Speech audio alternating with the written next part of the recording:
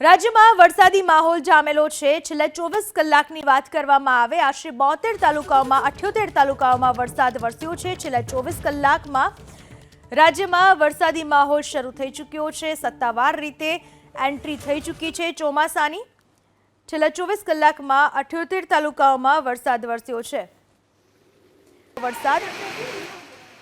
આ સાથે જ દક્ષિણ ગુજરાતમાં વધારે વરસાદ વરસી રહ્યો છે। તાપીના વ્યારામાં 2.5 ઇંચ વરસાદ વરસ્યો છે। છેલ્લા થોડા દિવસથી સુરત, વલસાડ, નવસારી, તાપી આ તમામ જગ્યાએ વરસાદ સતત વરસી રહ્યો છે। વલસાડ તાલુકામાં 2.5 ઇંચ વરસાદ વરસ્યો। છોટાઉદેપુરના બોડેલીમાં 2.25 ઇંચ વરસાદ વરસ્યો છે।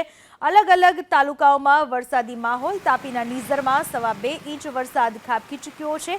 પંચમહાલના હાલોલમાં પણ વરસાદી માહોલ જામ્યો છે। પંચમહાલના હાલોલમાં પણ વરસાદ વરસ્યો અને પરિણામે વીજળી ડૂલ થવાની સમસ્યા પણ ઊભી થઈ। તો વાલિયા, સુરત શહેર, મહુવા, માંગરોળ આ તમામ જગ્યાએ વરસાદ વરસી રહ્યો છે। વલસાડના કપરાડા, નવસારીના ચીખલીમાં પણ 1.5 ઇંચ વરસાદ વરસ્યો છે। સુરતના માંડવી, છોટાઉદેપુરના સંખેડામાં પણ 1.25 ઇંચ જેટલો વરસાદ વરસ્યો। છોટાઉદેપુરના નસવાડીમાં વરસાદી માહોલ।